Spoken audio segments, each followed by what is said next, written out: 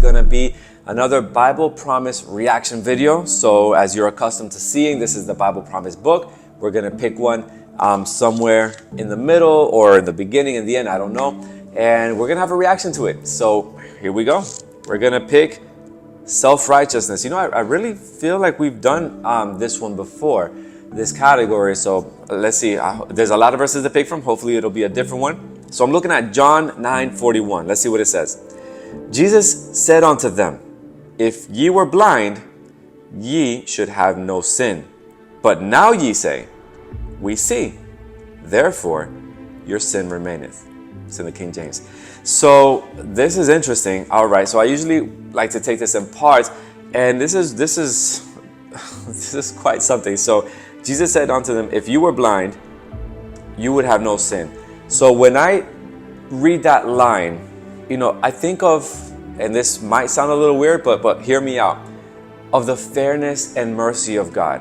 When someone doesn't know that they are doing something wrong, it's not imputed to them. It's not counted toward them on their behalf as something wrong. They didn't know, perhaps, right? And you can think of a small child and a parent. You know, granted, a parent could worry, can get startled, you know, maybe even call out, you know, like loudly towards the son or daughter if they're about to do something that could harm them. But if they don't know better, isn't it fair to just, you know, help them out, educate them a little bit, so that it's not repeated? But if they don't know, it's hard to really come down hard on somebody, right?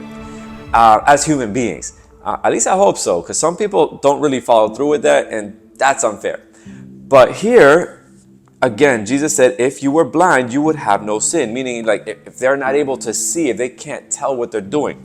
The next part says, let me see, John 9:41, right? All right, the next part says, but now you say, we see, therefore your sin remains. So,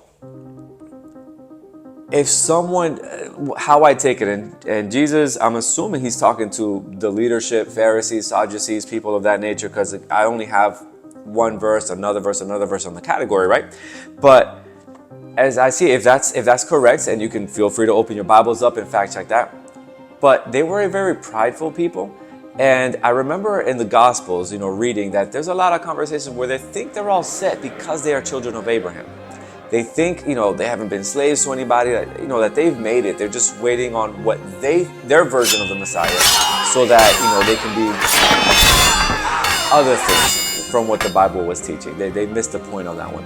So they were a very prideful people. And it seems that because they claim they could see, you know, because they say they could, well, then it's sort of like God saying, all right, fine, have it your way then.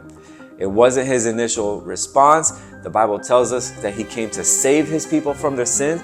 But if someone insists that they're right, that they're good, the thing about God that we can appreciate is that he doesn't work by force.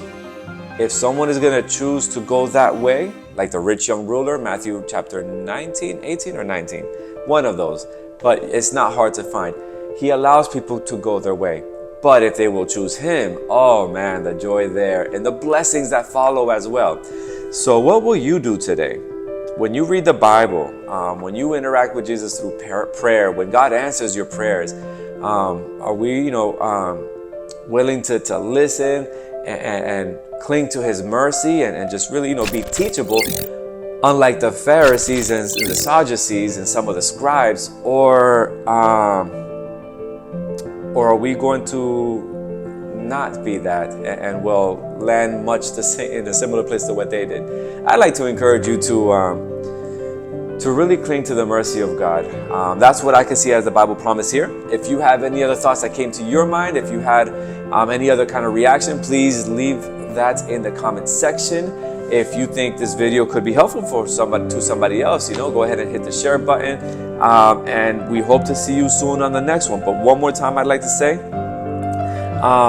really, when you're reading the Bible, pay attention to how merciful God really is to the people. How his own people, oftentimes provoke him, and the gentleness and the patience that God has with people. It's incredible. I invite you to see that for yourself as you make some time to open up the Word. All right, we'll see you on the next one. God bless. Bye.